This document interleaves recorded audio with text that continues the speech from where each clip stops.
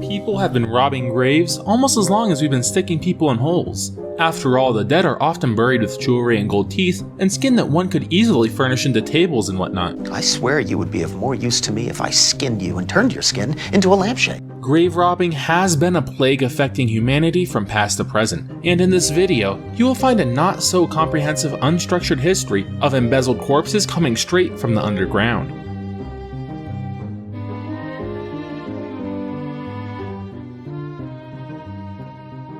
Our story begins in the 1800s with the perfectly cromulent trade of selling corpses for cash. Not only was selling corpses completely legal, but there was indeed a small and seedy market for them. After all, anatomists always needed corpses for dissection. In this time, we have perhaps the most infamous corpse trader duo named Hare and Burke, who went about killing old people to sell to anatomists for cash. Because of the way Burke suffocated his victims, sitting on their chest and covering their mouth, Burking became synonymous with suffocating, even in today's lexicon. In the end, William Hare, his accomplice, turned Burke into the authorities in exchange for clemency. And Burke was not only hanged, but had a book cover fashioned from his cured skin that still sits in the surgeon's hall. Although most people obviously didn't want their ill-fated family members being picked and prodded by dastardly doctors, there was one surefire way for medical pupils to practice their surgical skills: those sentenced to death. Yes, the government in the 1800s would sentence criminals to death, dissection, and desecration. However, relying on just these government handouts would result in a ratio of several hundred medical students for every one common cadaver. For reference, today's medical students normally split one corpse among two people. This led to scenes where medical students at rival schools would often brawl over corpses at the gallows of those public executions, many a time jumping the gun. One review of dissection records even logged that the heart was still beating in 10 of 36 cadavers documented. Given the shortage of serviceable bodies, it became imperative for British and American practitioners at necrophilic universities to pocket corpses to better understand the human condition. The government turned a blind eye. After all, it was the working class who had their tombs pilfered.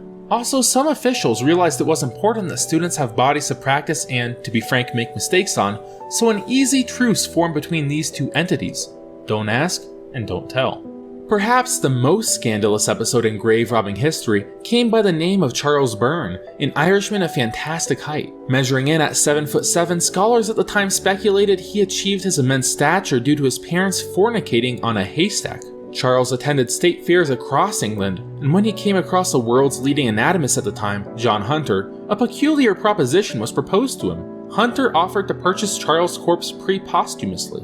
Charles did not take too fondly to the offer, and asked his friends to empty his body into the sea when the time came to ensure no dreadful doctor would desecrate his deceased carcass. Unfortunately, death came sooner rather than later. As it would be, pituitary conditions are often accompanied by arthritis and headaches, and as one of Hunter's spies would point out, Charles was going from bar to bar to try and block out his pain.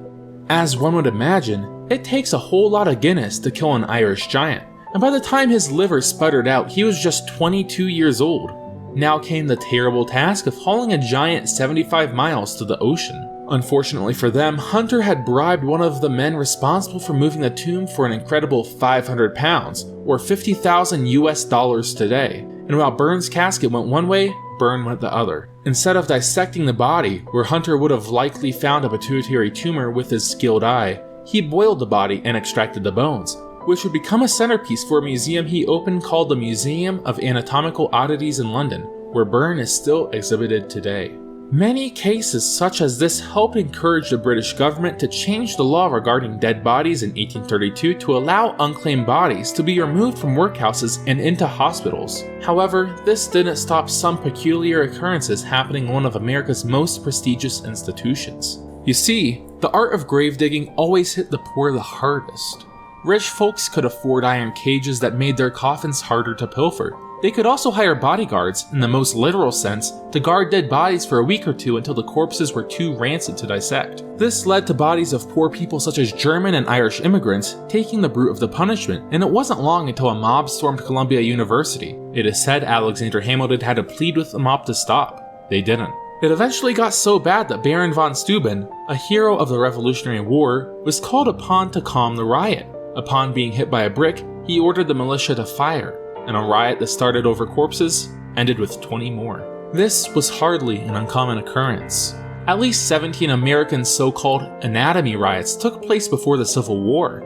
Eventually, most states passed anatomy acts, nicknamed Bone Bills, modeled after Britain's Warburton Anatomy Act of 1832. This led to even more problems. As mentioned in videos before, your wealth affects your stress level, and your stress level affects your hormones. And different levels of hormones means different parts of the body, such as the thymus gland, were inherently different as well.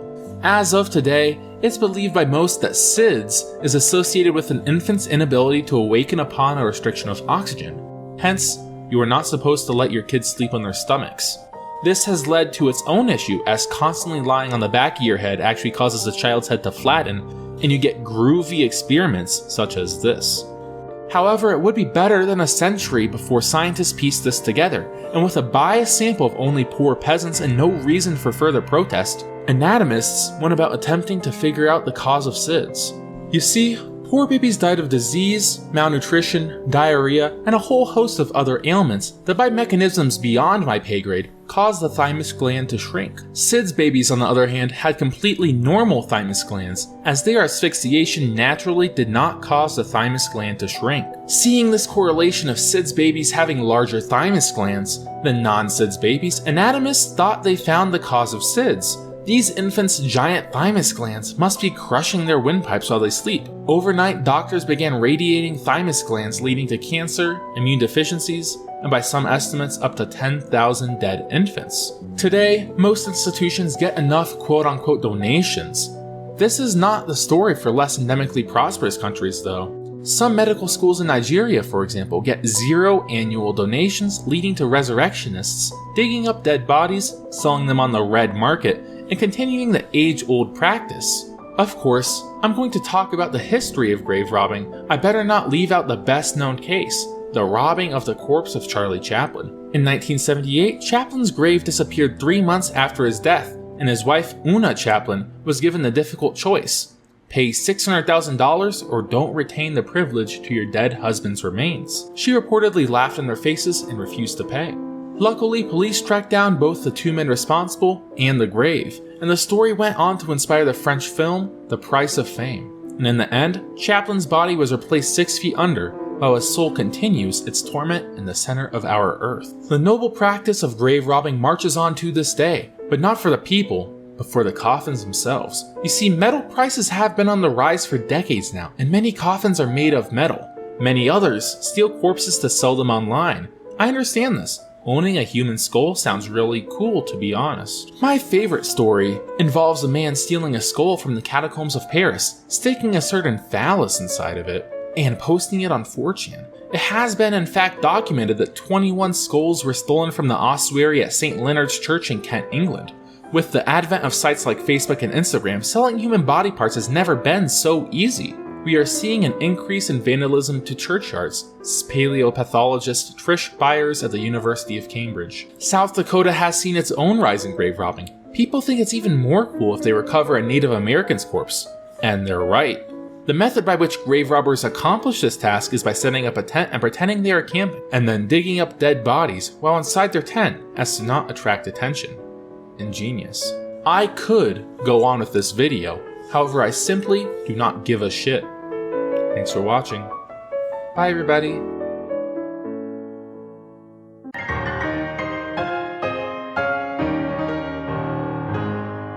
Is there anything scarier than being alone with your own thoughts? Nope. No. No. Bears and rapists and people with artillery weapons.